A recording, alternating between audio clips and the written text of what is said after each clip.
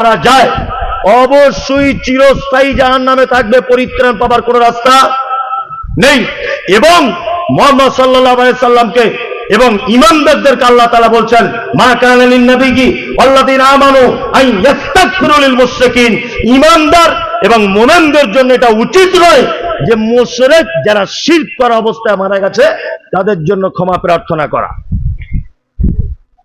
এইখানে একটা কড়া করে কথা বলে দিই, আমি কোটি কোটি টাকা সুদ খেয়েছি, আমি মারা গেলাম, আমার ভাই আমার জন্য দোয়া করতে পারে, আমার ভাই এটা বলবে, আল্লাহ আমার ভাই যে পাপ করেছে আমার ভাইকে তুমি ক্ষমা করে দাও, এটা দোয়া করার অধিকার তার আছে। আমি ব্যভিচার করে মারা গেলাম, আমার ভাই আমার জন্য দোয়া করতে পারে, আল্লাহ আমার ভাইকে ক্ষমা করে দাও। আমি চুরি করে মারা গেলাম, আমার ভাই দোয়া করতে পারে, আল্লাহ আমার ভাই চোর, তাকে তুমি ক্ষমা করে দাও।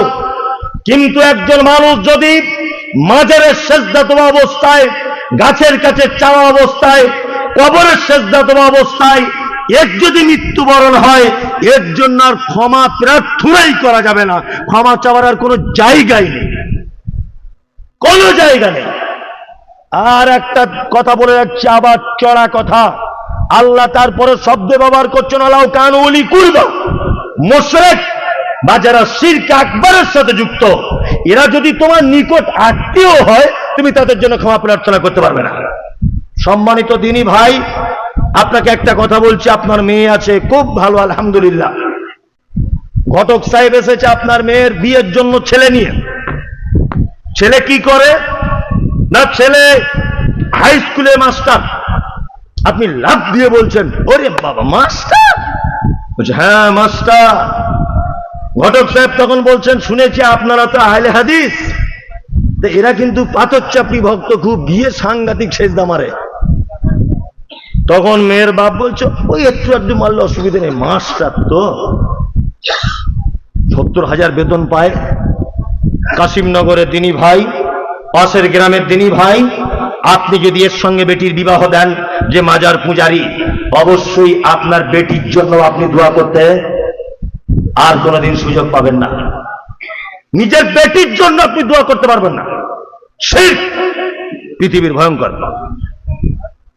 একটা যুবক ছেলে, অবাক লাগে, একটা যুবক ছেলে হাতে আংটি পরে আছে 5টা আংটি, 5টা পাথর। এটা কি ভাই? বলছে বউ কথা শোনে না। এটা কি? বাপের বাড়ি গেলে আসতে চায় না। এইটা কিসের জন্য? বলছে এটা গোপন ব্যাপার, বলা যাবে না। কি বলো বুঝলেন? গোপন ব্যাপার বলা যাবে না। আর এইটা কি? বলছে এইটার ব্যাপার হচ্ছে যে আমার বউ আগে যে ভালোবাসত এখন সেটা আর বাসে না, ওই জন্য এইটাও দিয়েছে আলাদা করে। 5টা হাতে 5টা আঙুলে 5টা আংটি। যুবক ছেলে, এখনই চেক করুন, অনেক যুবকের হাতে পাবেন, বলেন না? তার মানে ওর দাবি হচ্ছে এই যে এই আংটিগুলো আমার সব সমস্যার কি সমাধান করে দেবে। আল্লাহু আকবার। কলকাতায় গেছেন না খোদা মসজিদে, কেউ না খোদা মসজিদে যখন ঢুকবেন, ওই গেটে দেখবেন তাবিজ, কবচ, মাদুলি সব ল্যামিনেশন করে, মানে কম্পিউটারে ছাপিয়ে মাল বিক্রি হয়। কি বলে বুঝলেন না? ছোট ছোট সেই শিল নোড়া বাটা, ওই মাল, ছোট মাল, ওর উপরে খোদাই করে আরবি লেখা। কি যে লেখা, যে লিখেছে ও জানে না, যে বিক্রি করছে ও জানে না, যে দিচ্ছে ও জানে না, এমনি আরবিতে বেঁকা বেঁকা করে কি দিয়ে দিয়েছে, বুঝলেন না? আর এই যে পাথর, ওই পাথর বিক্রি করছে 70 টাকা কেজি, কুকুরে পেচ্ছাপ করছে বস্তাতে। আমি নিজে চোখে দেখার কথা বলছি, এগুলো একদম মিথ্যা কথা নয়। আপনিও গিয়ে দেখবেন লাল, সবুজ, হলুদ পাথর সব রাখা আছে। আর এই চিটিং বাজেরা 70 টাকা কেজিতে পাথর কিনে আনছে। আর ওই পাথর কিনে এনে ওই মোড়ার ওই মার্কেটে বুকে বাড়ি দিয়ে বলছে আফ্রিকা কঙ্কো জঙ্গল সে লেকে আয়ে হ্যায় জড়িবুটি। 7 বছর বিয়ে করেছেন, ছেলে হয় না, আমার এই পাথরে এত পাওয়ার, বেঁধে দিলে 3 মাসের মধ্যে একদম পেট উঁচু হয়ে যাবে। কি আশ্চর্য ব্যাপার! অতটা কুকুরে পেচ্ছাপ ফিরেছে 1 সপ্তাহ ওই পাথরে। আচ্ছা বলে এতে কি কাজ হয়? হ্যাঁ, শিরক। শিরক। হযরত ওমরের নাম শুনেছেন? ওমর নাম শুনেছেন? খুব ছোট মানুষ ছিলেন না বড় মানুষ ছিলেন? সাংঘাতিক মানুষ ছিলেন, খুব দামি মানুষ। এত দামি মানুষ মুহাম্মদ সাল্লাল্লাহু আলাইহি ওয়াসাল্লাম বলেছেন আমার পরে যদি কেউ নবী হতো, হতো কে? ওমর। আরে হযরত ওমরের রায়ের ব্যাপারে কোরআনে আয়াত পর্যন্ত অবতীর্ণ হয়েছে। কি বললাম বুঝলেন? মুনাফিকদের সর্দার আব্দুল্লাহ ইবনে উবাই ইবনে সুলুল মারা গেলেন যখন হযরত ওমরের রায়ের উপরে কোরআন অবতীর্ণ হয়েছে। এইবার আপনাকে একটা কথা বলছি, এই হযরত ওমর পৃথিবীতে কয়েকটা জিনিস আছে ডাইরেক্ট জান্নাত থেকে এসেছে। তার মধ্যে একটি হাজী সাহেবরা যান হাজরে আসওয়াদ, কাবা হজরে আসওয়াদ যেখান থেকে তাওয়াফ করা শুরু হয় তার পরের কোণাতেই হাজরে আসওয়াদ দেখো হাঁড়ির মুখের মতো করা আছে, দেখবেন হাজী সাহেবরা দেখেছেন, মোবাইলে দেখবেন। ওই হাজরে আসওয়াদটা একেবারে জান্নাত থেকে পাথরটা এসেছে, এবং যখন জান্নাত থেকে এসেছে দুধের থেকেও বেশি সাদা ছিল, কিন্তু আদম সন্তান তার পাপের বোঝা নিয়ে চুম্বন করতে করতে একেবারে হাঁড়ির তলার মতো কালি করে দিয়েছে। কি বললাম বুঝলেন? হযরত ওমরের মতো দামি মানুষ পাথরের দিকে তাকিয়ে দিয়ে বলছেন, পাথর কোশ্চিন কালে আমি তোমাকে চুম্বন করতাম না, শুধু মুহাম্মদ সাল্লাল্লাহু আলাইহি ওয়াসাল্লাম চুম্বন করেছেন বা করতে বলেছেন এই কারণে তোমাকে চুম্বন করব। তার মানে হযরত ওমর জান্নাতের পাথর হাজরে আসওয়াদ, ওই পাথর সম্পর্কে তিনি বলছেন তুমি মানুষের কোনো উপকারও করতে পারো না, তুমি মানুষের কোনো ক্ষতি করতে পারো না। ওই পাথর যদি মানুষের উপকার ক্ষতি করতে না পারে, কুকুরে পেচ্ছাপ করা পাথরে তোমার বইয়ের ছেলে হবে? 2024 সালে তোমার কাছে বোকা বানিয়ে টাকা নিয়ে চলে গেল। কত ধরনের যে পাড়া গ্রামে শিরক চলছে। বৌমা কোলে বাচ্চা নিয়ে দাঁড়িয়ে আছে মেন গেটের সামনে, নতুন বৌমার নতুন বাচ্চা হয়েছে, অত বেশি বোঝে না। দুপুর 2টোর সময় বৌমা কোলে বাচ্চা নিয়ে রোদ্দুরে দাঁড়িয়ে আছে শীতকালে, শাশুড়ি এসে বলছে যা সর্বনাশ করে দিলি বৌমা। বলছে কেন মা, কি হলো? বলছে দুপুরবেলা কেউ মেন গেটের সামনে পোতাকে নিয়ে দাঁড়ায়, নজর লেগে যাবে তো, মরে যাবে। কি ভুল কাজ করলে তুমি? বৌমা তখন অল্প বয়সের মেয়ে, ভয়ে কাঁপতে কাঁপতে বলছে মা কি করবো তাহলে? যদি মহা বিপদ হয়ে গেল, ছেলে মরে যাবে। বলছে মরে যাবে, যদি বাঁচাতে চাই একটা জিনিস করো। বলছে কি? বলছে হাঁড়ির তলার কালি আর সর্ষের তেল ভালো করে ফেটে নিয়ে এইরকম করে লাগিয়ে দাও, তাহলে নজর লাগবে না। দেখবে আগে তোমার বেটার মুখের দিকে তাকানোর আগে কালির দিকে দেখবে, তার মানে নজর লাগবে না। শিরক। ও তো নিজেই পুড়ে পুড়ে হাঁড়ির তলার কালি হয়েছে, ও তোমার পোতার কি উপকার করবে? এটা হচ্ছে না, হয় না? কি আইন হাদিস, কে দেওবন্দি, কে জামাত ইসলামী, কে ফারাইজি, কে আপনার তবলিগি, কে ফুরফুরা, কে আজমিরি, কে কাশ্মীরি, কে দেওবন্দি, কে পাথর চাপড়ি, সব এক। আর এ থেকে বাঁচানো বড় মুশকিল, বাঁচানো মুশকিল। আমার নিজের কথা বলছি, আমার প্রথম একটা ছেলে হয়েছে, তা আমার ছেলেটা খুব অসুখ, খুব। আমার শাশুড়ি বলছে একবার ঝাড়িয়ে আনলে হতো না, বোঝে না তো বয়স্ক মানুষ, এক তাবিজ টাবিজ করলে বাবা কাজ হয়, তোমরা যতই মৌলী হও তোমরা এসব বুঝবে না। আমার শাশুড়ি বলছে তোমরা যতই মৌলী সাহেব হও বাপ, মায়েদের কথা শুনতে হয়, তোমরা সব বুঝবে না। আমি যে আমার ছেলে মরে যায়, যাক আমি তো বুঝে দেবো না। আর আল্লাহর কি ইচ্ছা ছিল, 13 দিনের মাথায় ছেলে মারা গেছে, অরিজিনাল। এটা মিথ্যা কথা বলছি না, আমার নিজের ছেলের কথা বলছি, মারা গেছে। আমার শাশুড়ি আজও 2024 সালে দেখা হলেই বলে দেখেছো অহংকার করলে কি হয়, তাবিজ দাওনি বলে তাবিজের অহংকার করেছে, ছেলে মরে গেছে। তা বাপ তুমি এরকম অহংকার করো না। আমি যে মা আপনি তো হাদিস কোরআন বোঝেন না, কি আর বলবো, আপনি মায়ের বয়সী লোক, আপনার সঙ্গে সব ব্যাপারে আমি কথা বলতে চাই না। গেলেই ভাত বেড়ে দিবে, তরকারি দিবে, চা দিবে, যাই দিবে, একই কথা। বাপ সেদিনকার কথা আজও ভুলতে পারিনি বাপ, যদি তাবিজ টেনে দিতে ছেলেটা তো আজও এত বড় হয়ে যেত। বলছে এই তোমার মাথায়, মনে মনে ভাবছি তোমার মাথায় গোবর ঢোকালো কে? শিরক পৃথিবীর ভয়ঙ্কর পাপ, মারাত্মক পাপ। আমাদের পরিবারকে সর্বপ্রথম পদক্ষেপ নিতে হবে, যে শিক্ষা আপনাকে নিতে হবে। আজকে এই শিক্ষা নিয়ে বাড়ি যেতে হবে, এই শিক্ষা আপনার পরিবারকে গিয়ে দিতে হবে। শিরক মুক্ত জীবনযাপন করতে হবে ইনশাল্লাহ। ইনশাল্লাহ বাড়িতে শিরকের কোন আস্তরায় থাকবে না। কালো সুতো, লাল সুতো, ধাগা বাঁধা, অষ্টধাতু যা আছে সব ছিঁড়ে করে ফেলে দিতে হবে। শাশুড়ি বলুক আর আপনার মা বলুক, আপনার মা আজও পর্যন্ত আহলে হাদিস ঘরের মেয়ে হলেও একটু তো টান আছেই, যতই আপনি বলেন। আমার মাথায় আজও পর্যন্ত মাঝে সাঝে বলে, আজও পর্যন্ত বলে। সব ফ্যামিলিতে বয়স্ক মানুষেরা, আগে তো এগুলো চলতো তাই না, এখনো টান আছে, সব শিরক।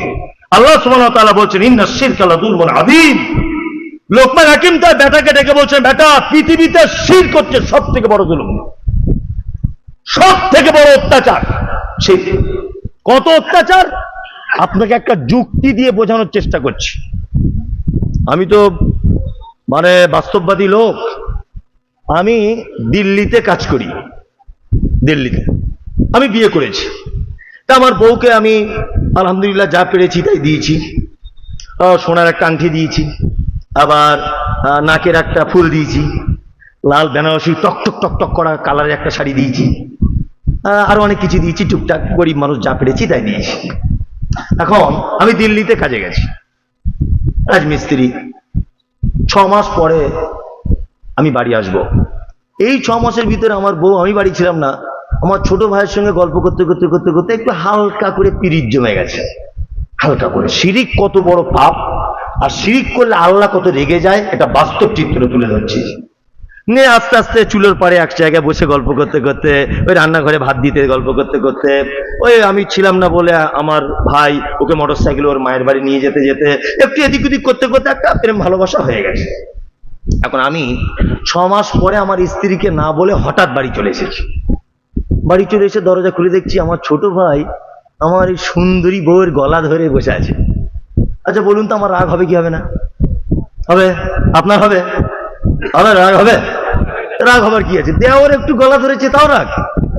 ওরে বাবা, তাও রাগ হবে? হবে না? আচ্ছা রাগ হবার কারণ কি?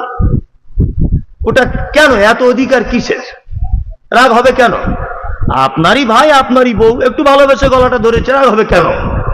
কি দিয়েছেন আপনি আপনার স্ত্রীকে? আপনার স্ত্রী মাথার চুল, তা আল্লাহর দেওয়া দান।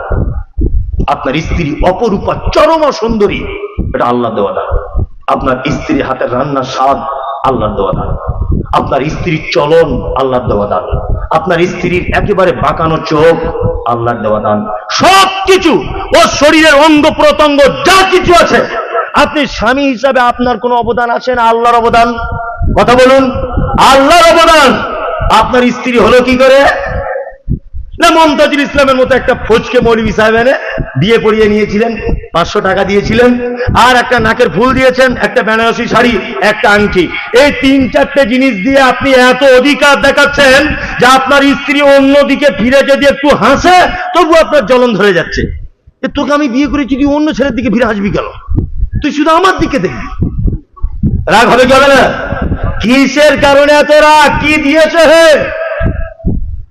লাল শাড়ি দিয়েছো, নাকের ফুল দিয়েছো, হাতে একটা আংটি দিয়েছো, আর তো কিছু দিতে পারোনি। তা ও যদি একটু দেওরের সাথে মিষ্টি করে কথা বলেই থাকে, এত হিংসা কেন? তাহলে সামান্য দুটো নাকের ফুল দিয়ে যদি অন্যদিকে ফিরে চাইলে যদি আপনার হিংসা হয়, রাগ হয়, অক্সিজেনের মালিক কে? জোরে বলুন। রুজির মালিক কে? আল্লাহ। এই যে এদিকে বেরোন, এই যে হাতটা এরকম করছে, হোল্ডিং সিস্টেম না? এটা যদি মোটর সাইকেলের কোনো পার্টস হতো 3 মাস অন্তর গিরিজ দিতে হতো, হতো না? এই যে পা, এই যে হোল্ডিং সিস্টেম অটোমেটিক। আমি জন্ম থেকে মৃত্যু পর্যন্ত এরকম ভাবে করছি। এখানে কখনো গিরিজ ভরতে হয়েছে? কার দান? কার? চোখে দেখেন, আই পাওয়ার কার? আল্লাহর। আপনি কথা বলেন, এই স্পিকিং পাওয়ার কার? আল্লাহর। তা সমস্ত কিছু যদি আপনার আল্লাহর হয়, আপনি যদি এই আল্লাহকে বাদ দিয়ে অন্য জায়গায় যদি যান, তার জায়গাতে অন্য কাউকে যদি বসান, তাহলে আল্লাহ রেগে যাবে কি রাখবে না? রাখবে। নাকের ফুল দিয়ে যদি অন্যজনের সাথে মিষ্টি করে হাসলে যদি কষ্ট হয়, তাহলে যে আপনার টোটাল বডিটা দান করলো, অক্সিজেন দিল, সবকিছু দিল, তাকে বাদ দিয়ে যদি আপনি মাজারে চলে যান, তাহলে রাগ হবে কি হবে না? হবে, হবে, হবে। এর নাম শিরক। অবশ্যই শিরক। শিরক করলে আল্লাহকে অপমান করা হয়। কেমন আপনাকে বোঝানোর চেষ্টা করছি আমি যেভাবে আপনাদেরকে বোঝাচ্ছি, বুঝতে অসুবিধা নেই তো? না, অসুবিধা নেই। আবার একটা মা তার বাচ্চাকে মেরেছে, মা তার বাচ্চাকে মেরেছে। বাচ্চাটা কাঁদতে কাঁদতে কাঁদতে কাঁদতে তার দাদির কাছে গেছে, দাদির কাছে গিয়ে বলছে, দাদি তোকে একটা কথা বলবো। বলছে কি বল? বলছে মা খুব মারা মেরেছে, খুব মেরেছে মা। বলছে তাই? না, তোর মায়ের ব্যবস্থা করছি। বলে শাশুড়ি দাদি হিসাবে একটু আদর করছে পোতাকে, যাতে ওর মনটা শান্তি পায়। বাচ্চাটা সকাল থেকে দুপুর 2টো পর্যন্ত কটা বাজে? ওরে বাবা, 12টা বেজে গেছে। সকাল থেকে দুপুর 2টো পর্যন্ত দাদির কাছে আছে। বললেন 2টোর সময় বাচ্চাটার খুব দুধ পান করার ইচ্ছা হয়েছে, ক্ষুধা পেয়েছে। দাদিকে বলছে, দাদি তুই একটু আমার দুধ দে না। বলছে, খ্যাপা কোথায়, আমি কি তোর মা? তো দাদি রে আমি, তো তোকে কি করে দুধ দেবো? বলছি, না দে না, মা মেরেছে, ওর কাছে যাবো না, খুব ভয় লাগছে, ও গেলে আবার মারবে।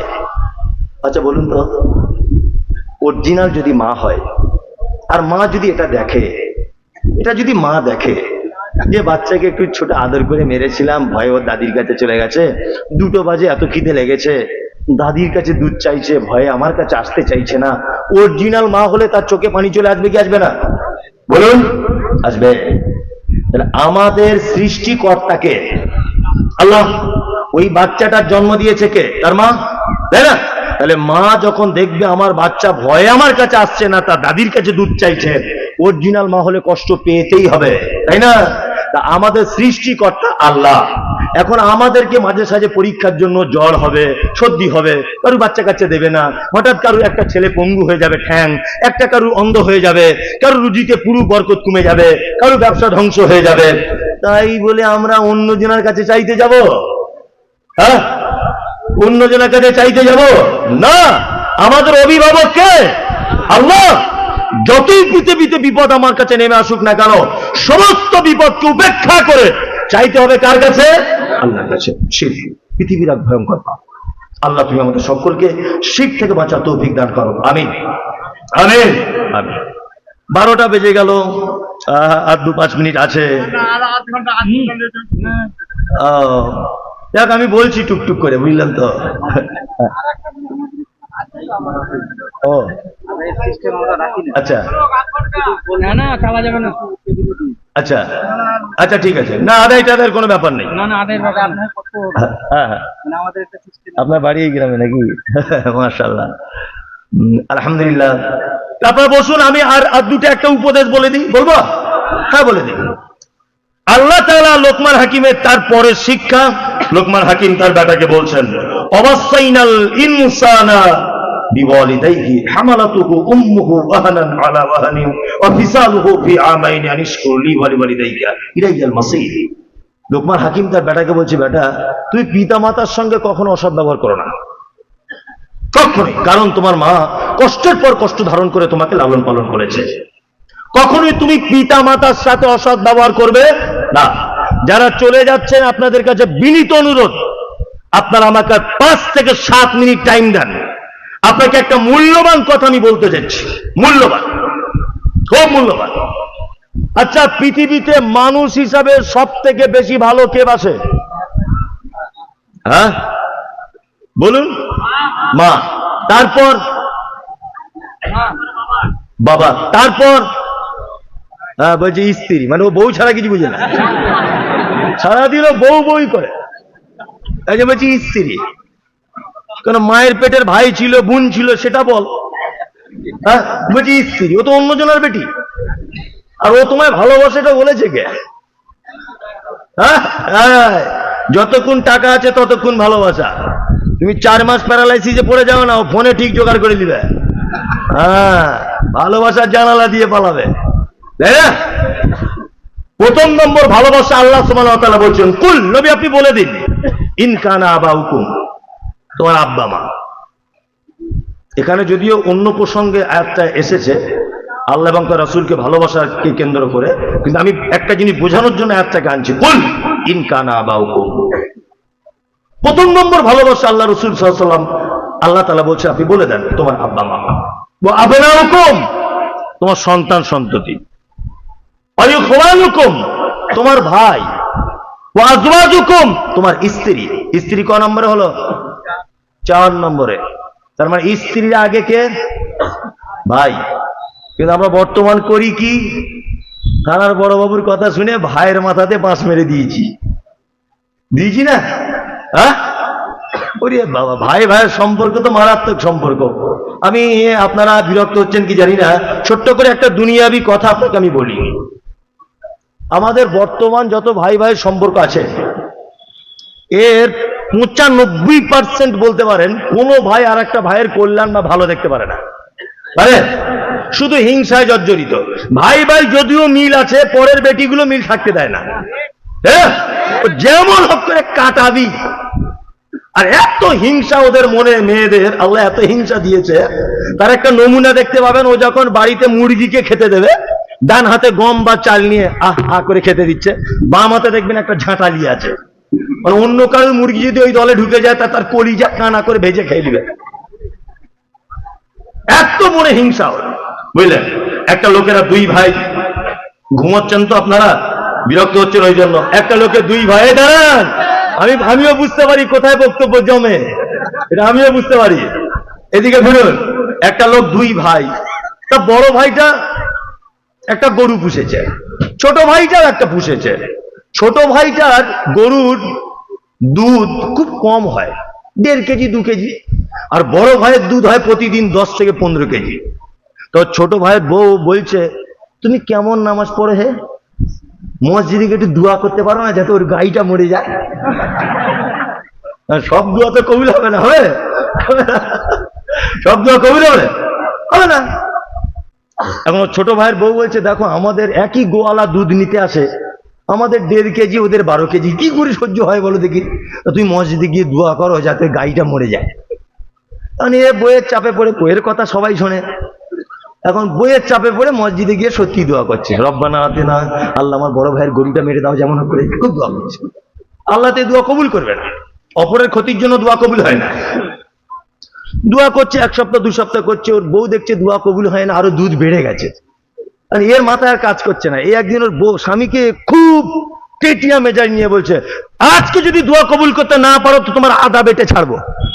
আর স্বামীটা তখন বলছে, সাংঘাতিক বইয়ের পাল্লায় পড়লাম তো, দোয়া কবুল হবে না হবে এটা তো আমার হাতে নেই, এটা আল্লাহ করবে। তা লোকটা খুব যখন দাজ্জাল বউ, খুব দাজ্জাল, তখন ও একদিন ফজরের নামাজ পড়ে দোয়া করতে বসেছে যে আল্লাহ আজকে যেমন করে না কবুল করে আমি ছাড়বো না, গরু ওর মেরে দিতেই হবে, বাড়িতে টিকতে পারছি না। দোয়া চলছে, এখন ওর ছেলে পিছনে এসে বলছে, আব্বু কি হলো বেটা? বলছে গরু মরে গেছে।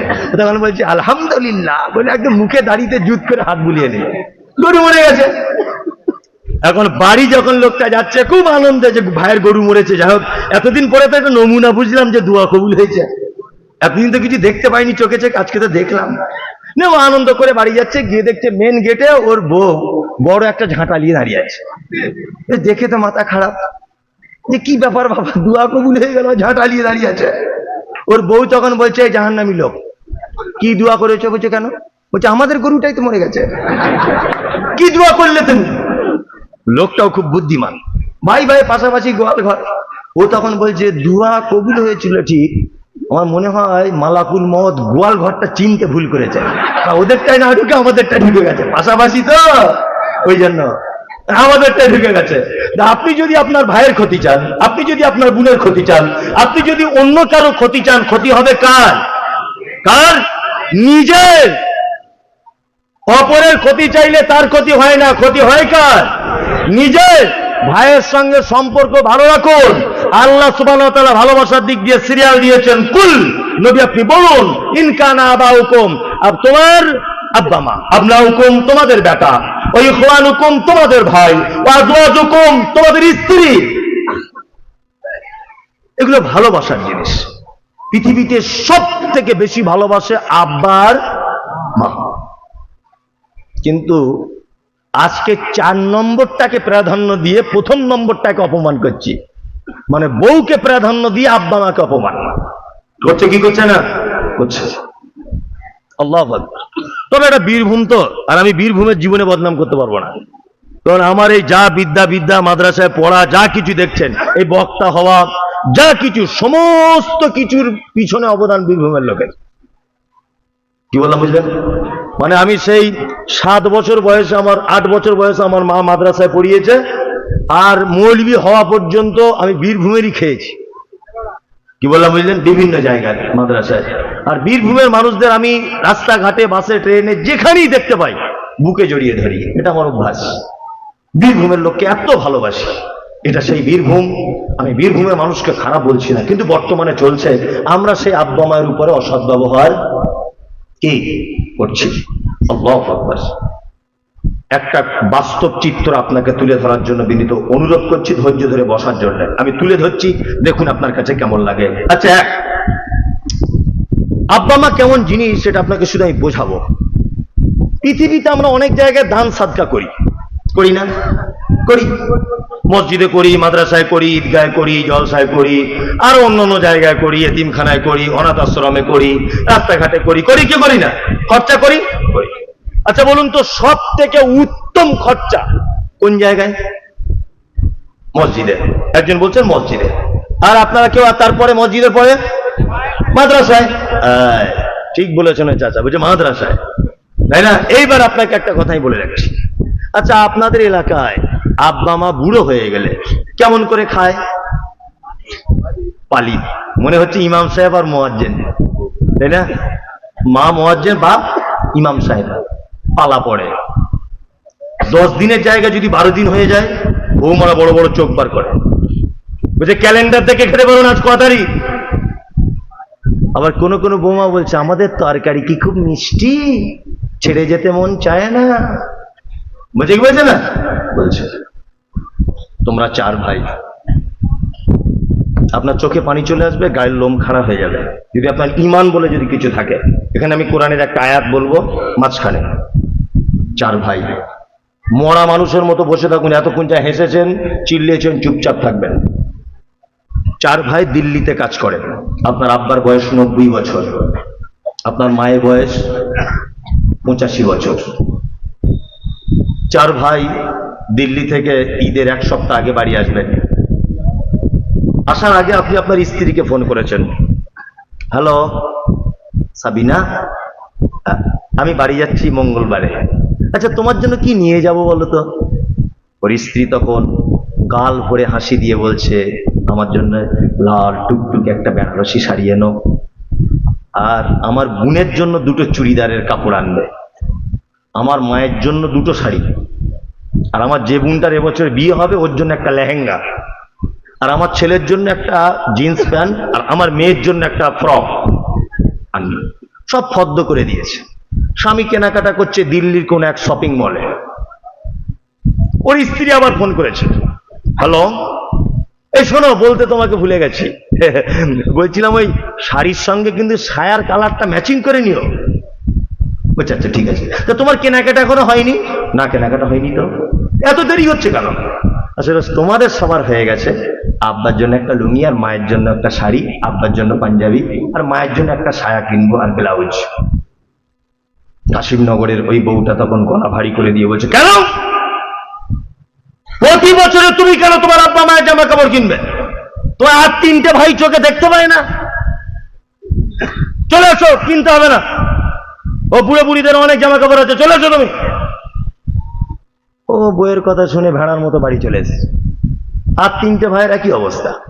4টে ভাই বাড়ি চলে এসেছে। ঈদের দিনে মসজিদে মাইকে তাকবীর হচ্ছে, আল্লাহু আকবার, আল্লাহু আকবার, লা ইলাহা ইল্লাল্লাহ, আল্লাহু আকবার, আল্লাহু আকবার, ওয়ালিল্লাহিল হামদ। হয় না? হচ্ছে। সবাই ঈদগাহে নামাজ পড়তে যাচ্ছে।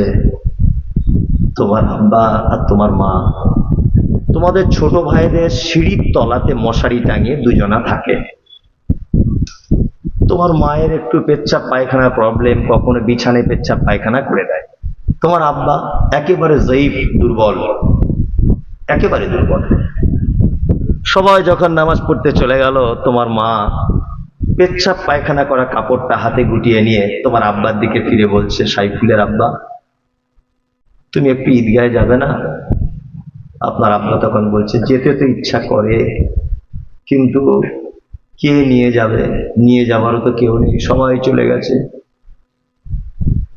তখন আপনার মা বলছে, এক কাজ করো না, বছরে একটা দিন, ঈদের দিন তুমি মিস করবে, একটু কষ্ট করে দেখো তুমি যেতে পারবে।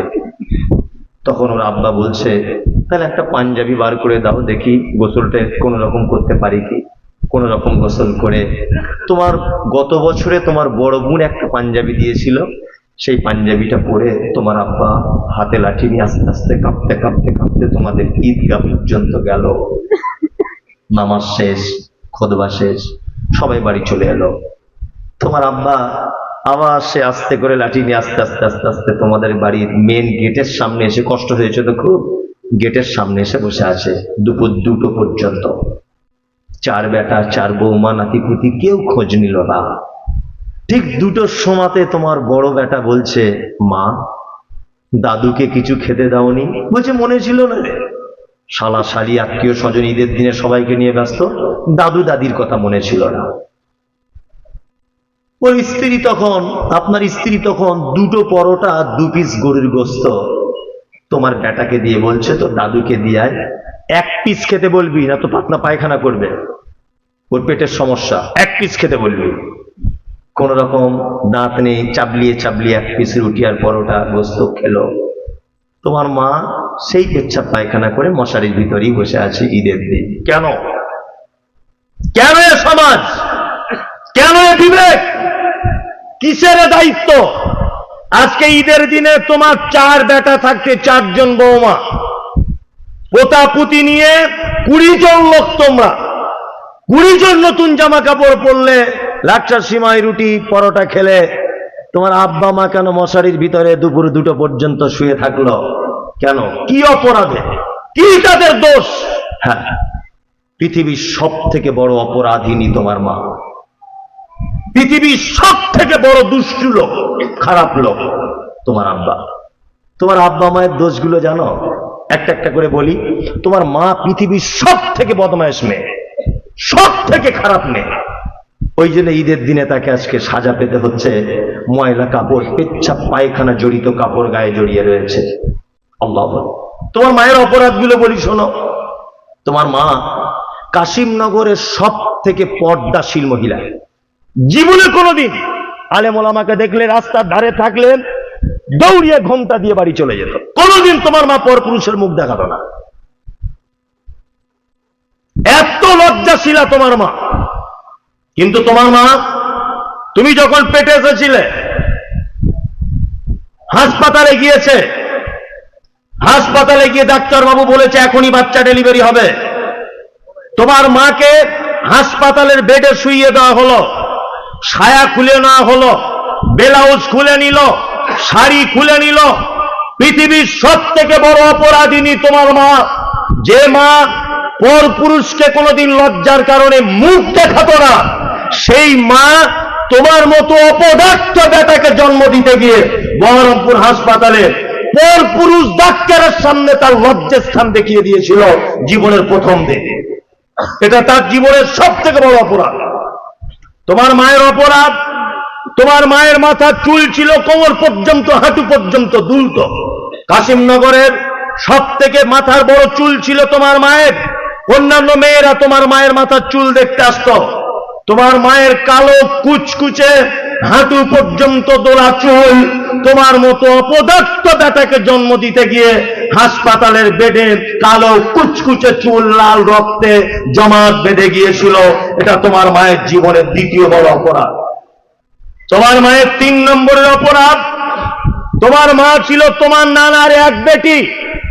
তোমার মা ছিল এত লাজুক, এত ভীতু যে তোমার মা কোনোদিন ব্লেড দিয়ে নখ পর্যন্ত কাটতে পারত না, তোমার নানি কেটে দিত। তোমার মা এত লাজুক, এত ভীতু, ডাক্তারের কাছে কোনোদিন ইনজেকশন নিতে পারত না, ভয় করত। বাপের এক বেটি, আদরের দুলালি। তুমি যখন পেটে এসেছো, ডাক্তার বাবু বলেছে পেটে বাচ্চা রয়েছে তোমার। 2-4 মাস, 6 মাস, 8 মাস পরে বাচ্চা ডেলিভারির সময় হলো। ডাক্তার বাবু পরীক্ষা করে বলছে, মা তোমার বাচ্চা সোজা যেভাবে থাকার কথা পেটের ভিতরে, এইভাবে তোমার বাচ্চা নেই। তোমার বাচ্চাটা আড়াআড়ি এইভাবে লেগে গেছে। এখনই সিজার করতে হবে, পেট কেটে বার করতে হবে। যদি সিজার না করো, তোমার বাচ্চা এখনই মারা যেতে পারে। তোমার মা সেদিন ডাক্তারের হাত দুটো জোর করে বলেছিল, ডাক্তার বাবু আপনি আমার প্রাণের বিনিময় হলে আমার বাচ্চাকে জন্ম দিন। ধারালো ছুরি দিয়ে আমার পেট কেটে আমার বাচ্চাকে বার করুন। যে মা ইনজেকশন দিতে ভয় করত, সেই মা তোমার মতো অপদার্থ বেটাকে জন্ম দিতে গিয়ে এক বিগড়া সাদা হাঁসের ডিমের মতো ফর্সা চকচকে পেট কেটে তোমার জন্ম দিয়েছিল। সেই যে ডাক্তার বাবুরা মোটা সুচার সুতো দিয়ে সেলাই করেছে, আজও 85 বছর বয়সে মশারির ভিতরে তোমার মা তার ব্যথা অনুভব করে। তোমার মায়ের অপরাধ, চিকিৎসা বিজ্ঞানীরা বলেছেন প্রত্যেক দিন একটা বাচ্চা তার মায়ের 8 বার দুধ পান করে, একবারে 250 গ্রাম করে দুধ পান করে। কোরআনের ভাষাতে 30 মাস দুধ পান করাতে হয়। আর 50 টাকা যদি দুধের কেজি হয় বর্তমান বাজারে, একটা মা তার বাচ্চাকে 90,000 টাকা শুধু দুধ পান করায়। শুধু এই অপরাধ তোমার মায়ের নয়, তোমার মা এই গ্রামের সব থেকে সুন্দরী নারী। তোমার মায়ের বয়স তখন 25 থেকে 26 বছর।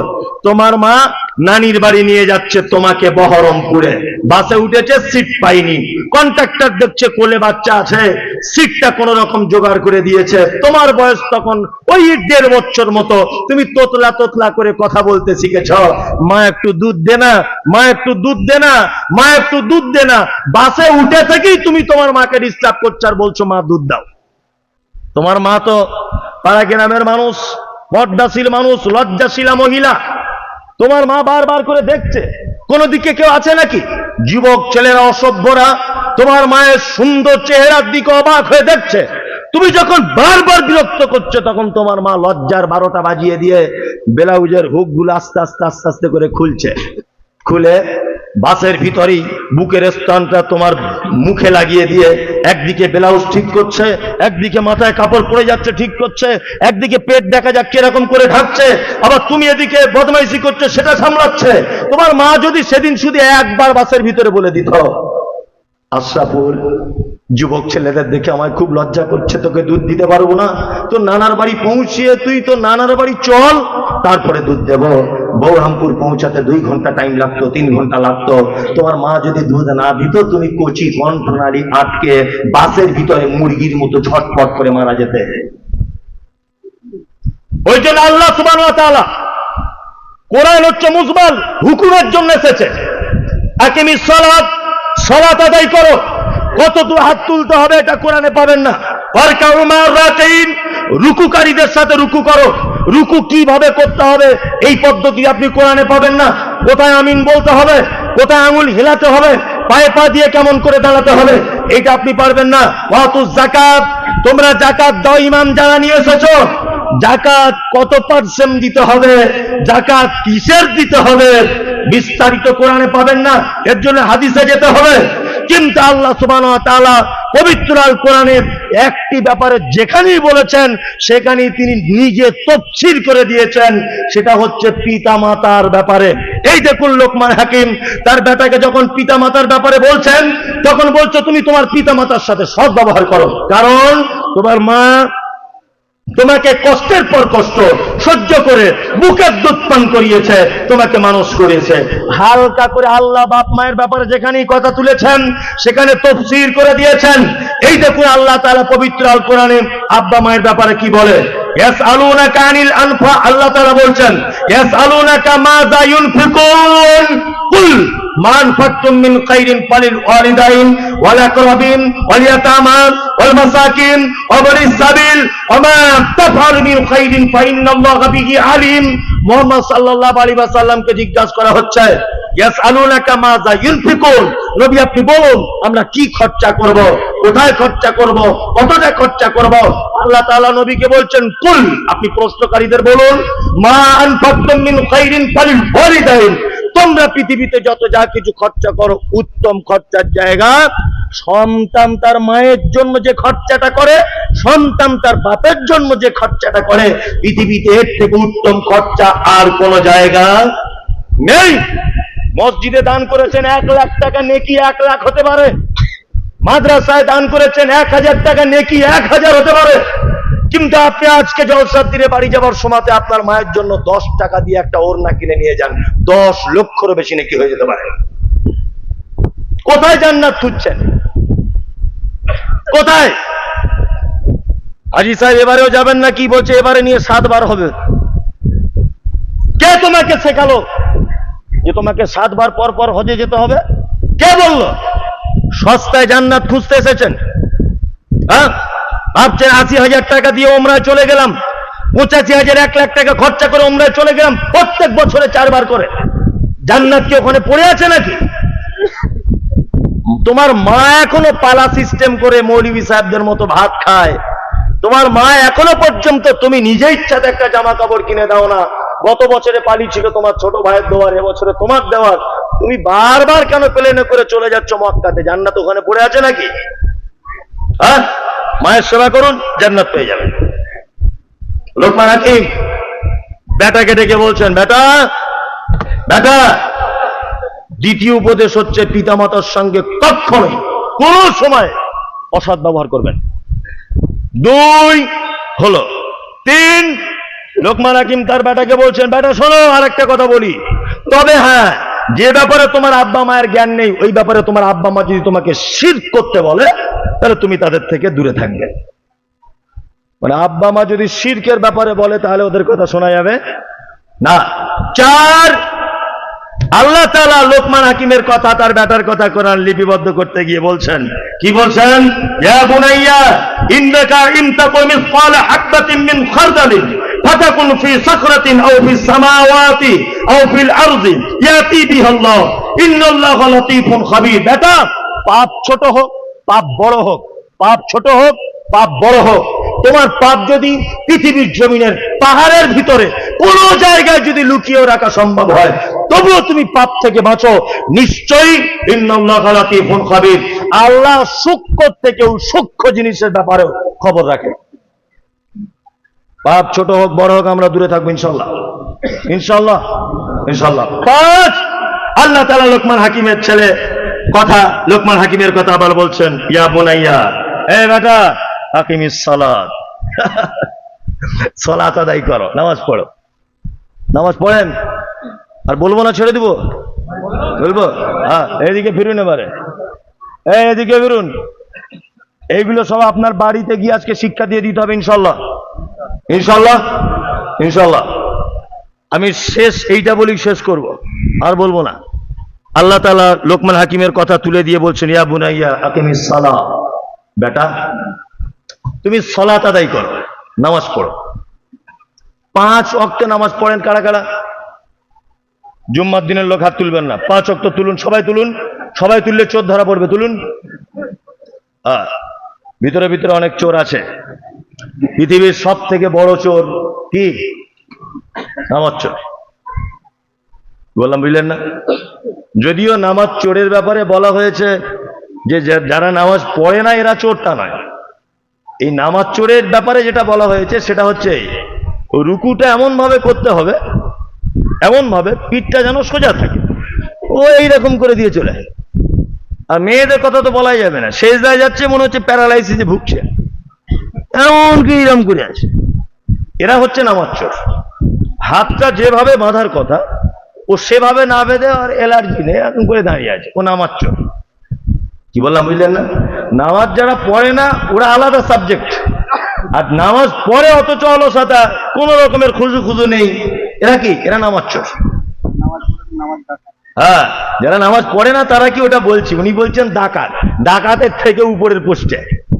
ওটাই বলে দিচ্ছে ওরা কারা। সর্বপ্রথম শুনে রেখে দেন যে এগুলো আমি বলি অনেক জায়গাতে, সোশ্যাল মিডিয়া শুনেছেন, ডাইরেক্ট শোনেননি, ডাইরেক্ট বলছি। এই দেখুন, আমাদের বর্তমান বাজারে কয়েক রকমের নামাজি আছে না? যেমন জোহরে যায়, আসরেও যায়, মগরিবে দোকান খোলে, এশায় দোকান বন্ধ করে, ফজরে ঘুম ভাঙে না, এরকম নামাজি আছে না? আছে। আবার কিছু নামাজি আছে শুধু জুম্মার দিনে যায়। হ্যাঁ, মানে এমন করে পাঞ্জাবি পরে আর সেন মেরে যাবে মনে হচ্ছে আব্দুল কাদের জেলানি ভাইরা ভাই ঢুকছে, তার ইমাম সাহেবের সামনে গিয়ে বসবে, বুঝলে না? আর একটা নামাজি আছে 2 ঈদে যায়, 2 ঈদে। আর একটা নামাজি আছে ও 12 মাসই পড়ে, তবে কিছু বুঝে না। চাচা, দরুদ শরীফটা একটু বলো তো। আমি একদম বাঙালিদের মতো ভেতো বাংলায় বলছি, পাড়া গ্রামের ভাষায়, দরুদ শরীফটা বলো তো চাচা। বাপ, ওটা জানি না। আচ্ছা আচ্ছা আচ্ছা, আর তাইয়াতটা বলো। আর ফালতু কেন লজ্জা দিচ্ছ বাপ, ওটা জিভটাই ঘোরে না। আত্তাহিয়াতুলিল্লাহ এ হয় নাকি? আচ্ছা আচ্ছা আচ্ছা, ঠিক আছে ঠিক আছে। আচ্ছা, রুকু থেকে উঠে কি বলে? বলছে, যাই হোক তুমি আমাকে লজ্জা দিও না, আমি আসছি, আসসালামু আলাইকুম।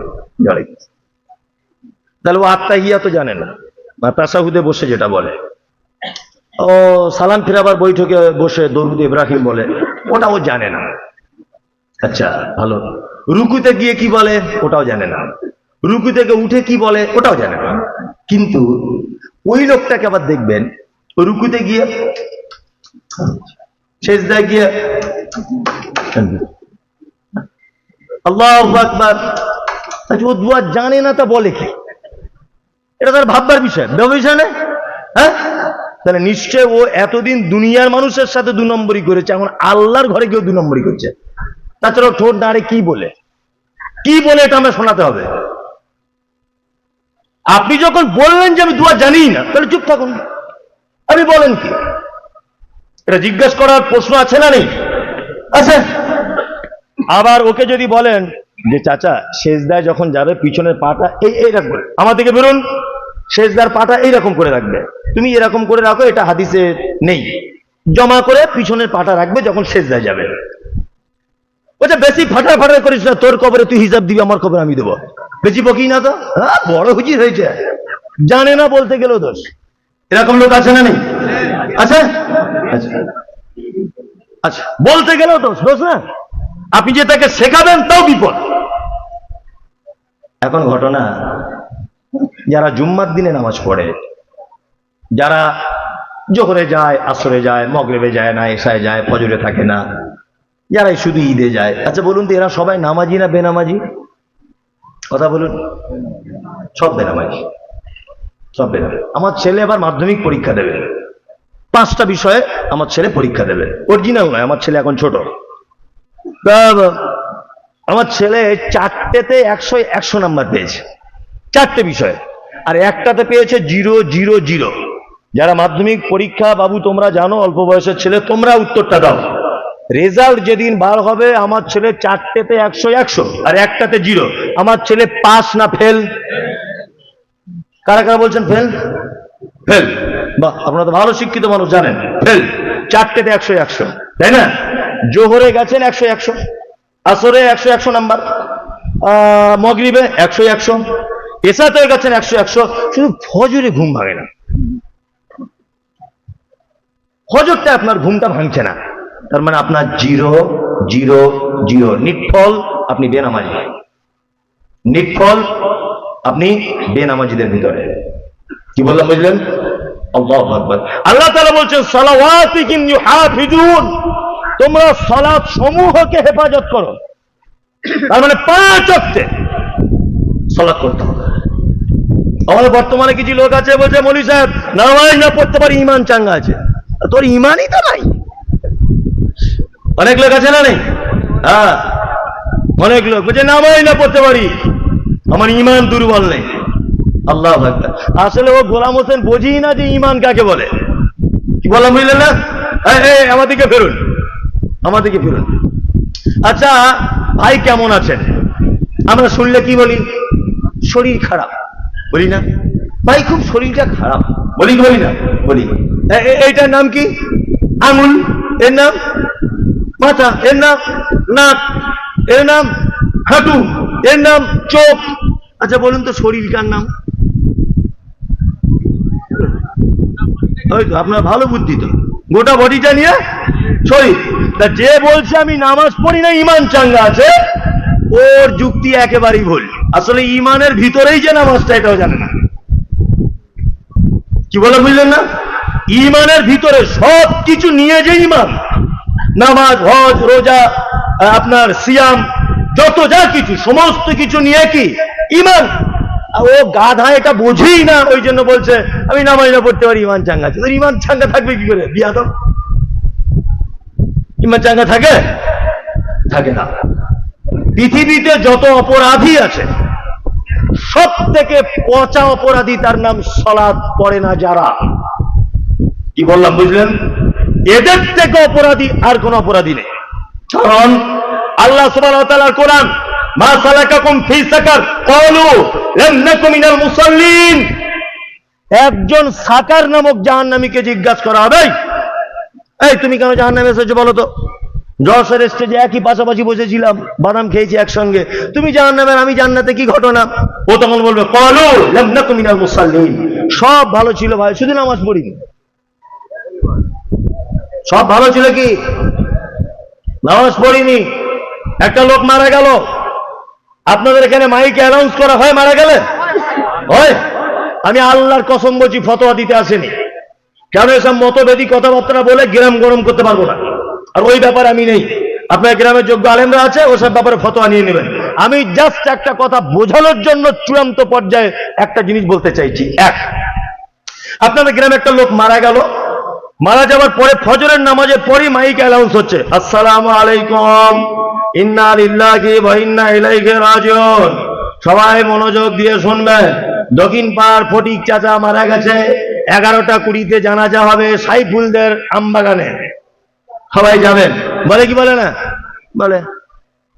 যে লোকটা মারা গেছে এ কিন্তু এলাকার সবচেয়ে ধনী লোক, 12-13টা ডাম্পার গাড়ি, আর সেইরকম টাকা পয়সার মালিক। কিন্তু লোকটার আরো ভালো গুণ ছিল, জীবনে নামাজ পড়েনি, বিশাল ভালো গুণ, বুঝলেন? আচ্ছা, নামাজ ফরজ হয় কত বছরে? হ্যাঁ, 10 বছর 12 বছর, তাই তো নামাজ ফরজ, তাই তো? হ্যাঁ। ওই লোকটা মারা গেছে 60 বছরে, তাহলে নামাজ ফরজ অবস্থায় ছিল কত বছর? 50, তাই তো? ওর বাড়ির 500 মিটারও নয়, 200 মিটারের ভিতরে মসজিদ। আচ্ছা, আপনাদের গ্রামের কোন মসজিদে জীবনে শুনেছেন যে এক ওয়াক্ত আজান হয়নি? না, কারেন্ট ছিল না, মুখে হয়েছে, 5 মিনিট লেট হয়েছে, এটা আলাদা বিষয়, কিন্তু আজান হয়েছে, মসজিদ হয়ে থাকে হয়নি। তাহলে 50 বছর ওর কানে আওয়াজ গেছে, হাইয়া আলাস সালাত, মসজিদে এসো, মসজিদে এসো। মুহাম্মদ সাল্লাল্লাহু আলাইহি ওয়াসাল্লাম খুব দামি মানুষ, বিচক্ষণ মানুষ, তিনি জানেন মানুষকে যদি বলা হয় শুধু নামাজের দিকে এসো তাহলে কেউ আসতে চাইবে না। তারপরে আবার শব্দ বলছেন, হাইয়া আলাল ফালাহ, আরে তোমরা নিজেদের কল্যাণের জন্য এসো, নিজেদের কল্যাণের জন্য এসো। 50 বছর লোকটাকে মসজিদের মাইক থেকে আজান ডাকা হলো, হাইয়া আলাস সালাহ, মসজিদে এসো, মসজিদে এসো, মসজিদে এসো। 50 বছর আল্লাহর ঘরে আজানকে অপমান করেছো, মসজিদ আসেনি। আর ও কি এমন লাট সাহেবের বেটা, কি এমন লাট সাহেবের পোতা যে ও মারা গেল আর আল্লাহর ঘরে ওর নামটা অ্যানাউন্স করতে হবে?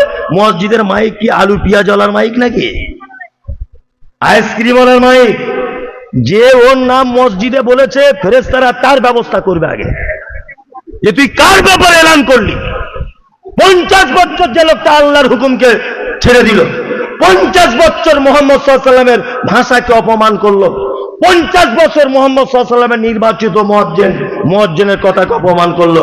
তুমি কোন হুজুর, কত দরের লোক, কত টাকার মালিক, কত সম্পত্তির মালিক, কত দামি লোক, যে তুমি মারা গেলে তোমার নামটা আগে বলা হচ্ছে মসজিদের মাইকে? আর বলছে কে? মুয়াজ্জিন। যাও তুমি একবার মরে দেখো তোমার কি করবে।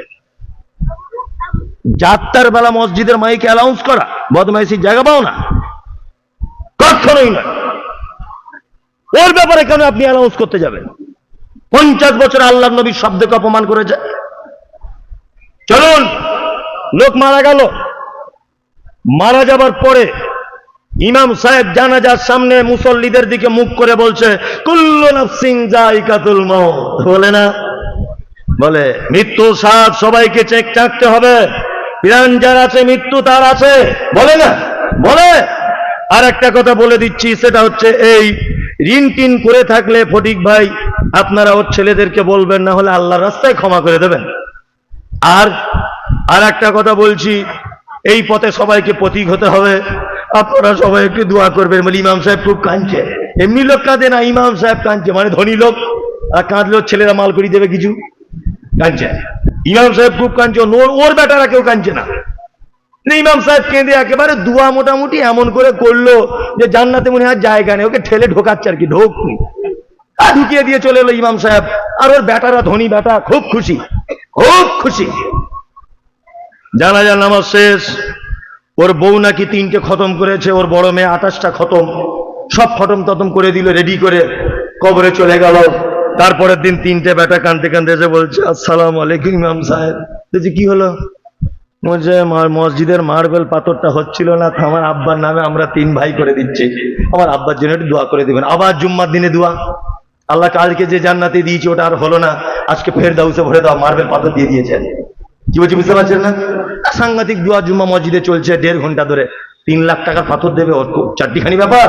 অল্প দোয়া করলে হবে, বেশি দোয়া করছে। শুন, আপনার বাপ যদি বেনামাজি হয় আর ওর নামে যদি মসজিদ একটা গোটাই তৈরি করে দেন, আর 42টা যদি কোরআন খতম আর 41,000 মানুষকে যদি বিরিয়ানি করে খাওয়ান, তবু আপনার বাপকে দোয়া করে জান্নাতে ঢোকানো যাবে না। কি বললাম বুঝলেন না? এই 40-এ চাহারাম আপনাদের সই আকীদার গ্রাম করে না, মানুষ মারা টারা গেলে, কিন্তু অন্যান্য জায়গায় করে। তো অন্যান্য জায়গায় করে, কি করে না? আমরা আহলে হাদিসরা ওইগুলো করি না, তবে দাওয়াত দিলে খেতে যাই। খুব মজা না? বুঝে সবে বরাত বুঝছি বেদাত বেদাত বেদাত। অতএব সবে বরাতের দিন চলে গেছে বউ গেলে শ্বশুর বাড়ি হালুয়া রুটি গোস্ত খেতে, ওটা ঠিক আছে, তাই তো? হ্যাঁ, তাহলে আমরা যেমন করি না তেমন খাবো না ইনশাল্লাহ। একদম। জানাজা পড়তে যাবেন, জানাজা পড়ে চলে আসবেন। বেশি দূরে যাচ্ছেন, দোকানে কিছু খেয়ে নেবেন। কি বললাম বুঝলেন না? আমি রান্না করা যাবে কি যাবে না, খাওয়ানো যাবে কি যাবে না, একবারও ফতোয়া দিইনি। দিয়েছি ফতোয়া? ফতোয়া দিইনি। আমি আপনার কাছে এটা বলতে চাইছি, আপনার আব্বা মারা গেছে বেনামাজি অবস্থায়, মুখে দাড়ি ছিল না, বেনামাজি, ইসলাম বলে কিছু বুঝতোই না, ও যে জান্নাতে যাবে তার নামে দান ধন করে, এটা আমার কই মন চায় না, মন বলে না। কি বললাম বুঝলেন? কারণ আল্লাহর এই ভাষাটার মতিউর রহমান মাদানী হাফেজাহুল্লাহ, নাম শুনেছেন তো? দাম্মামে যিনি দায়ীর কাজ করেন, এই আয়াতটার উনি একদিন তাফসীর করতে করতে ওনার একটা বক্তব্য শুনছিলাম। উনি বলছেন, মা সালাকাকুম ফি সাকার ক্বালু লাম নাকু মিনাল মুসাল্লিন। এখানে একজন জাহান্নামী নিজেই যখন স্বীকৃতি দিচ্ছে যে আমি নামাজ পড়িনি তাই জাহান্নামে এসেছি, তার মানে নামাজিরা জান্নাতে যাবে, এটার কোনো পজিশনে বুঝে পাওয়া যাচ্ছে না। খুব কঠিন। দিনী ভাই ও বোন, আপনারা যারা বসে আছেন, আপনি অবশ্যই আপনার বাড়িতে গিয়ে এই শিক্ষাগুলো দিবেন ইনশাআল্লাহ। ইনশাআল্লাহ। নামাজ আজকে থেকে 10 জন লোক বলুন বিসমিল্লাহ, কেউ উঠে যাবেন না।